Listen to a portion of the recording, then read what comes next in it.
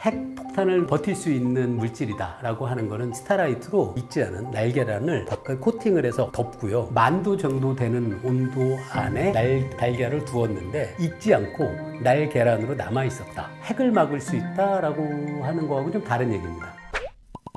안녕하세요. 저는 성균관대 물리학과 교수 김범준이라고 합니다. 반갑습니다. 우리 눈으로 보는 세상의 모든 만물은 굉장히 다양한데요, 그런 것들이 어떻게 구성되어 있을까라는 고민은 고대 그리스에서부터 많은 사람들이 했던 것 같아요. 아마 많은 분들이 들어보셨겠지만 고대 그리스에서는 세상에 이렇게 다양한 물질들을 구성하고 있는 원소가, 지상의 모든 물질은 딱 4개의 원소가 구성한다라고 생각했었죠. 흙, 물, 공기, 불, 그리고 천상에 있는 모든 천체들은 제5원소라고 했던 에테르가 구성한다, 그런 생각이 있었는데요. 지금 우리가 보면 사실 말도 안 되는 생각이지만 제가 책을 보면서 느끼게 된 게, 이 고대 그리스에서 이런 철학자, 과학자들이 했던 생각들이 나름은 굉장히 합리적이고 정합적이에요. 예를 들어 흙, 물, 공기, 불 갖고 뭘 설명했는지 한번 여러분께 소개해 드릴 수 있는데요. 이 사람들이 어떻게 생각한 거냐면, 이 4개의 원소 중에 가장 우주의 한가운데 있으려고 하는 성향이 가장 강한 게 흙이에요. 그 다음에 물, 그 다음에 공기, 그 다음에 불입니다. 그럼 금방 생각할 수 있는 게, 우주가 텅텅 비어 있는데 흙들이 있어요. 그럼 이 모든 흙들은 우주의 한가운데 뭉칠 텐데 어떤 모습으로 뭉칠까요?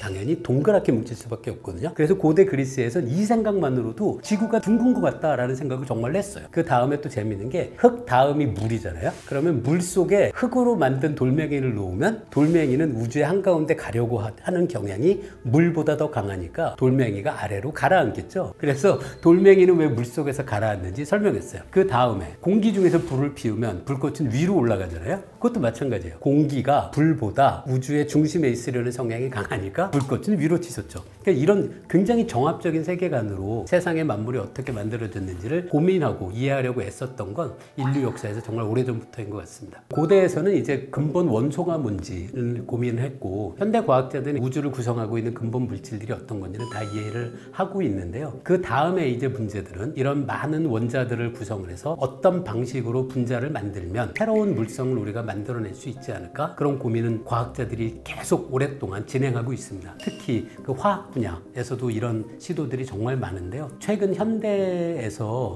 사람들의 삶을 굉장히 많이 바꾼 그런 신물질이라고 할 수 있는 것들은 여럿 있는 것 같아요. 그 물리학자 입장에서는 아마도 반도체 같은 것이 우리의 일상을 정말 많이 바꾼 것 같은데요. 반도체가 없다면 지금 여러분들이 지금 이 화면을 보고 있을 수도 없겠죠. 그 다음에는 요즘 많은 조명 장치에 사용하고 있는 LED 장치 같은 것도 굉장히 중요한 그런 물질이라고 할 수 있고요. 과거의 LED가 아닌 예전에 여러분들이 많이 쓰셨던 백열전구를 생각해 보시면, 백열전구는 사실 거의 난방장치에 가깝습니다. 그 들어온 전기 에너지의 상당한 부분을 빛의 형태로 발산하는 게 아니라 대개는 뜨거운 온도가 되는 걸로 에너지를 소비해서 굉장히 효율이 낮은 그런 조명장치였는데, 요즘 우리가 많이 사용하고 있는 LED는 손으로 만져보셔도 별로 안 뜨겁거든요. LED에 들어온 전기 에너지의 상당히 많은 부분을 오로지 빛의 형태로 에너지를 변환하기 때문이에요. 그 LED도 상당히 놀라운 물질 같고요. 요즘 많은 사람들이 관심을 갖고 있는 초전도 같은 것도 정말 물리학자 입장에서는 정말 놀라운 물질이죠. 그리고 자석 같은 것도 그렇고요. 자석도 굉장히 많은 것들을 바꿨죠. 컴퓨터의 메모리 소자로 자석을 이용하는 그런 시도들도 있거든요. 그리고 우리가 사용하는 전기들은 다 사실 자석으로 만듭니다. 발전소가 뭐 그 원자력 발전소든 아니면은 뭐 석탄 발전소든 결국은 자석 안에서 코일을 회전시켜서 전기를 만들어내거든요. 그렇게 생각하면 자석도 굉장히 중요한 물질이라고 할 수 있고요. 그리고 화학자들이 만든 놀라운 물질들도 꽤 많아요. 집에서 사용하는 그 프라이팬 여러분 생각해 보시면, 프라이팬을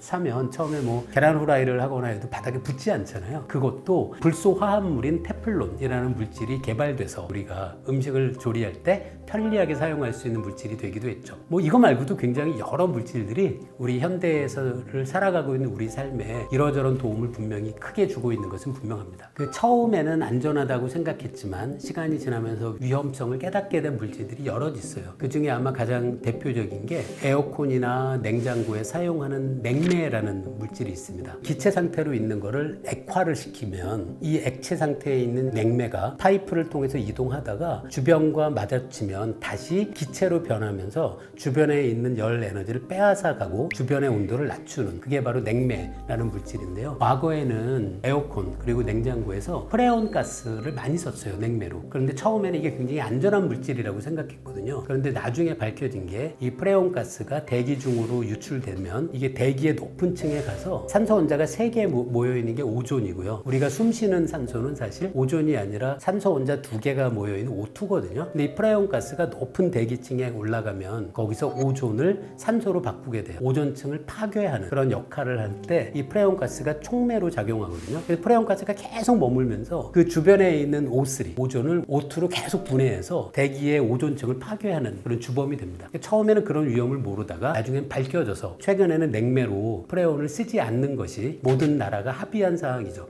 요즘 여러분이 사용하는 에어컨이나 냉장고에서는 더 이상 프레온 가스를 냉매로 사용하지 않죠. 처음에는 몰랐지만 나중에 위험성을 깨닫게 된 대표적인 물질이 프레온 가스라고 할 수 있습니다. 비싼 물질이 어떤 건지 좀 찾아봤는데요. 오가네손이라는 원자가 있습니다. 근데 이 원자는 원자 번호가 굉장히 큰 쪽이에요. 그래서 사실 자연 상태에 존재하진 않고요. 그래서 오가네손이라는 이 원자를 만들어내려면 핵 반응을 이용해야 돼요. 그래서 오가네손을 만드는 방법이 납 그리고 크립톤을 특정한 환경에서 핵 반응을 시키면 충돌시키는 거죠. 그럼 둘이 뭉치면서 오가네손이라는 원자로 만들어지는데요. 이 오가네손은 당연히 자연에선 스스로 합성될 수는 없는 물질이라서 가격으로 따지면 아마 엄청나게 비싸다고 들었습니다. 그런데 비싸다고 해서 이게 정말로 유용할까라는 건 물론 다른 문제인데요. 이 오가네손은 말씀드린 것처럼 굉장히 높은 에너지로 핵 반응을 이용해서 만들어내는 물질이라서 자연 상태의 오가네손이 있으면 굉장히 빠른 시간에 얘가 분열돼서 다른 원자로 바뀝니다. 그래서 사실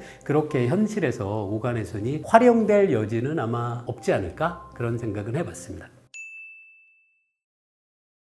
스타라이트라는 물질이 사람들이 관심이 많은 것 같더라고요. 그래서 저도 좀 찾아봤는데요. 이 스타라이트라는 물질은 아마추어 과학자가 아마도 우연히 합성한 물질 같아요. 근데 이분들이 방송에서 이 스타라이트가 어떻게 작동하는지를 보여준 때가 있었나 봐요. 근데 굉장히 사람들이 강한 인상을 받았다고 해요. 이 스타라이트로 익지 않은 날계란을 스타라이트로 바꿔 코팅을 해서 덮고요. 그 다음에 10,000도 정도 되는 온도 안에 코팅한 달걀을 두었는데 밖의 온도는 그렇게도 높은데도 이 스타라이트로 코팅한 내부의 달걀이 익지 않고 날계란으로 남아 있었다라는 걸로 사람들이 굉장히 깜짝 놀란 일이 있었습니다. 이런 걸 열에 굉장히 좋은 부도체라고 생각하면 되거든요. 열을 전달시키지 않는 능력이 굉장히 좋은 그런 물질이라는 이야기는 할 수는 있는데, 문제가 이분들이 이 스타라이트를 어떻게 만들어내는지에 대한 제조 기법을 이렇게 공개하진 않아서 아직도 이렇게 실용화가 되거나 그렇진 않은데요. 사실 이게 스타라이트라는 물질이 이런 용도로 쓰일 수 있다고 해서 그 말씀하신 것처럼 핵을 막을 수 있다라고 하는 거하고 좀 다른 얘기입니다. 핵 반응이 일어나면 거기서 굉장히 고온의 상황이 만들어지니까 높은 온도를 버티는데 일부 도움은 될 수 있겠지만, 예를 들어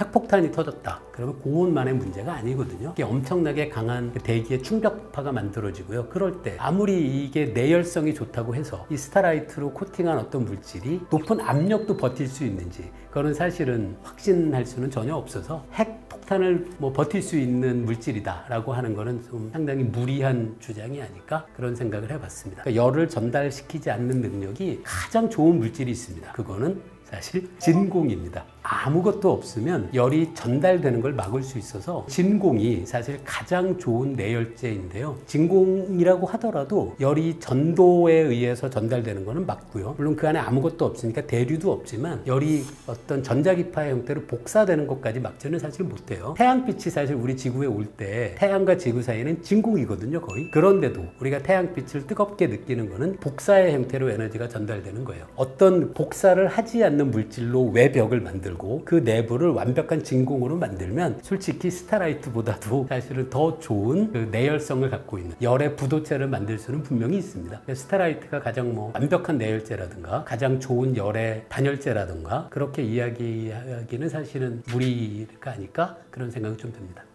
정말로 5방울로 5톤짜리를 들 수 있는지 솔직히 잘 모르겠고요. 사실 강한 접착제로 우리가 많이 이용하는 게 시아노 아크릴레이트라는 그 접착제인데요. 사실 이건 여러분이 사용하는 순간 접착제의 원료입니다. 순간 접착제가 어떤 방식으로 작동하냐 하면 이게 좀 재밌어요. 보통 우리가 사용하는 딱풀이라든가 물풀 같은 거는 수분이 있고 수분이 있는 상태에서 종이 같은 거 접착해 놓으면 그 안에 수분이 증발하면서 두 종이를 딱 접착시키는 그런 방식으로 작용하는 건데요. 이 시아노 아크릴레이트는 흥미롭게도 외부에서 수분을 흡수하면 접착력이 강해지는 상황이 돼요. 그래서 이게 처음에는 이렇게 나뉘어 있는 분자가 됐다가 외부에 수분이 오면 얘가 고분자 사슬로 연결이 되면서 양쪽에 있는 두 물질을 굉장히 강한 힘으로 연결하는 그런 방식으로 작동해요. 그리고 여러분도 해보시면 굉장히 접착력이 강하긴 해요. 그런데 조심하셔야 될 건 다들 아시죠? 손에 수분이 있으니까 이 순간 접착제가 손에 닿거나 하면 손도 금방 붙습니다. 그래서 좀 조심해서 이용하셔야 되고요. 이 순간 접착제가 손에서 작용할 때 그런 느낌을 받으신 분도 많을 텐데 약간 뜨겁게 느끼시거든요. 그 이야기는 얘가 고분자 사슬로 연결되면서 외부로 열을 방출한다는 얘기입니다. 그게 어떤 뜻이냐면 수분을 함유해서 강한 접착력을 유지하고 있는 상태가 수분이 없이 처음에 접착력이 없을 때보다 이후의 상태가 에너지가 더 낮다는 얘기예요. 더 안정된 상태라는 얘기입니다. 그렇게 생각하면 수분만 있으면 이건 접착력을 자연스럽게 만들어낼 수 있는 상당히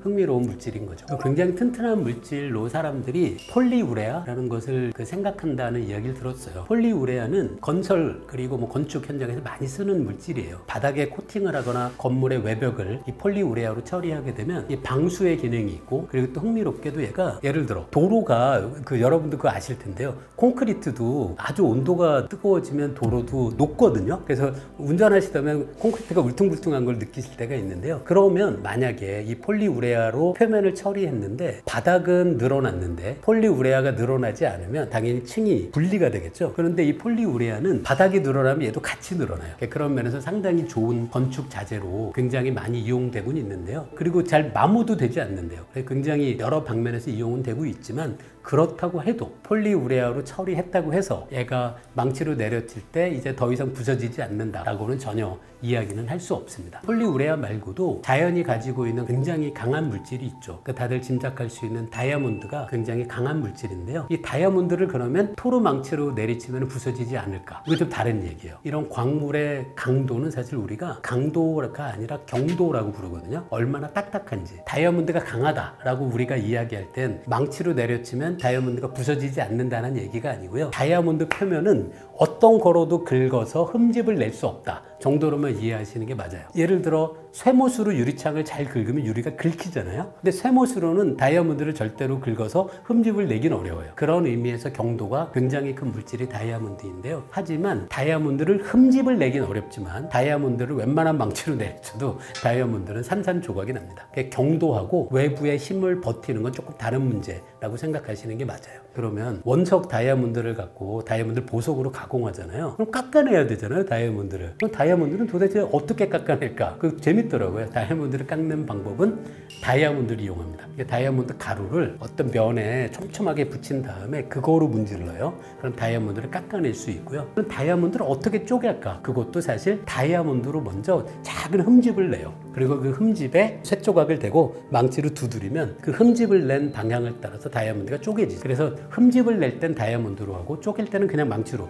보통의 망치로 내려치면 다이아몬드를 이렇게 쪼갤 수 있습니다. 그 다이아몬드 반지 같은 걸 보면 그 예쁜 면을 구성하고 있잖아요. 그 면을 만들 때는 또 다이아몬드 가루를 입힌 천 같은 걸 이용을 해서 여러 번 문질러서 이 면을 깎아내는 방법을 썼는데 요즘은 다이아몬드를 이렇게 면을 만드는 방법으로 레이저를 이용해서 가공하기도 해요. 다이아몬드가 그래서 잘 긁히지 않고 그거는 굉장히 중요한 속성이죠. 그래서 다이아몬드 반지를 끼고 있으면 어디 지나가다가 우연히 콘크리트 바닥에 다이아몬드 반지가 긁혔다. 그래도 별로 손상이 안 돼요. 하지만 깨지는 건 쉽고요. 또 하나 여러분이 다이아몬드 반지를 갖고 조심하셔야 될 게 다이아몬드 반지가 탑니다. 다이아몬드가 사실 탄소로 구성되어 있잖아요. 그 높은 온도의 불꽃을 다이아몬드에 대면 주변의 산소와 반응하면서 다이아몬드 반지가 타요. 그래서 다이아몬드 반지는 망치로 내리치지 마시고 뜨거운 불꽃 대지 마시고 단지 그냥 그 다이아몬드 반지가 어디 닿아도 긁히진 않는다 정도로만 생각하시는 게 맞습니다. 처음에 만들 때는 위험성을 모르다가 나중에 위험성, 사람에게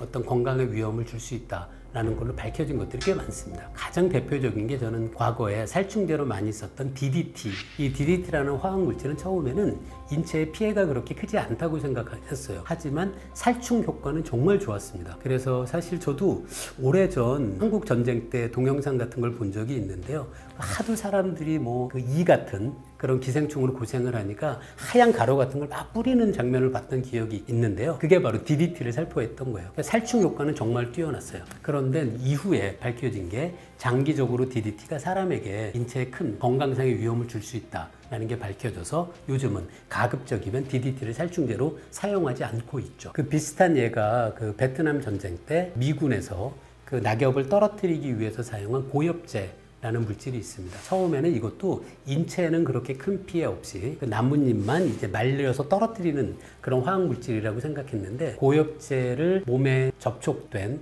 그런 많은 군인들이 장기적으로 굉장히 긴 시간 동안 여러 다양한 피부 질환으로 고생을 하게 되거든요. 그래서 처음에는 우리가 큰 피해가 없을 것 같다라고 생각했지만 시간이 지나면서 사람의 건강에 큰 영향을 줄 수 있는 물질들은 상당히 많았던 것 같아요. 또 우리나라에서도 전에 음이온 침대 같은 것들이 큰 문제가 된 적이 있는데요. 과학자로서 그게 좀 안타까웠어요. 어떤 전기를 연결한 것도 아닌데 지속적으로 음이온이 발생한다라고 하는 이야기는 사실 그때는 물질 자체에 굉장히 높은 원자번호를 갖고 있는 방사성 붕괴를 할 수 있는 물질이 함유되었다는 얘기예요. 사실 방사능 물질이었던 거죠. 음이온이라고 얘기하지만 아마도 대부분은 베타 붕괴를 통해서 전자가 튀어나오는 걸 사람들이 그게 뭐 음이온이 자연 발생돼서 몸에 좋다라고 생각했던 것 같아서 많이 안타까워요. 그게 방사성 물질이라고 왜 사람들이 생각하지 않았을까? 그런데 좀 하나 또 여러분께 말씀드리고 싶은 게 그 많은 분들이 화학적인 성분을 갖고 있는 물질들에 대한 과도한 공포감을 갖는 것도 조심해야 되지 않을까라는 생각은 들어요. 예를 들어 합성 감미료죠. MSG 같은 경우에는 학계에서는 사실 건강상의 문제는 잘 일으키지 않는다라는 것이 많은 과학자들이 확인한 결과인데 물론 엄청나게 많이 먹으면 모르겠습니다. 그 MSG를 매일 숟가락으로 드시거나 그 정도가 아니라 감미료 정도로 쓰는 정도라면 인체에 큰 무리는 없습니다. 그런데 MSG가 굉장히 큰 건강상의 위험이 있다라고 오해하는 사람들이 있어서 오히려 건강에 해가 될 수도 있어요. 그 MSG를 이용을 해서 맛을 더 좋게 만들지 않으면 사람들이 맛있다고 느끼는 음식 중에 상당히 많은 부분이 염분이 많은 음식이거든요. 그럼 MSG 대신에 맛이 있다고 느끼게 되려면 소금을 더 넣어야 되겠죠. 고염분으로 음식을 드는 것에 비해서 약간의 MSG를 추가해서 더 맛있는 음식이라고 느낄 수 있게 되면 오히려 소금보다 MSG가 건강상에 아주 작은 이점이 있을 수도 있거든요. 그런데 MSG는 화학 성분이고 따라서 이건 해롭다라고 사람들이 생각하면서 두려움을 느끼는 것, 그것도 좀 우리가 조심해야 될 것 같아요. 가장 우리가 조심해야 될 거는 이게 어떤 실험실 상황에서 안전하다는 것과 정말로 자연계에 이렇게 퍼져나갔을 때 생태계 전체에 어떤 영향을 미칠까는 굉장히 조심해서 다뤄야 될 것 같아요. 이게 안전하지만 예를 들어 사람이 먹으면 안전하다. 뭐 그럴 수는 있어요. 그런데 이게 자연계에 배포됐을 때 그게 먹이 사슬을 따라서 조금씩 농축돼서 최종적인 그 소비자인 사람에게 전달될 때는 농도가 굉장히 높아질 수도 있잖아요. 그런 면에서는 저는 개별 어떤 성분의 안전성을 조사할 때 이게 과연 생태계 전체에 어떤 영향을 미칠까도 우리가 고민해야 될 문제라고 생각해요. 새로운 화학물질, 물리학으로 구현하는 새로운 신소재 같은 것을 만들어내려는 우리 인간의 노력은 지금까지도 그랬고 앞으로도 계속 이어질 겁니다. 그래서 어떤 물질들은 우리의 삶을 보다 더 낫게 만들 수도 있고요. 어떤 물질들은 우리가 그전에 몰랐던 위험을 우리에게 줄 수도 있겠죠. 그래서 어떤 위험성과 그리고 우리에게 더 도움이 될 수 있는 면, 그 두 가지를 어떻게 하면 우리 모두가 현명하게 결정할까라는 것은 사실 많은 사람들이 큰 관심과 그리고 과학적인 어떤 사고방식 같은 것을 가지고 상당히 우리가 주의를 기울여야 될 것은 저는 분명히 맞는 문제 같습니다.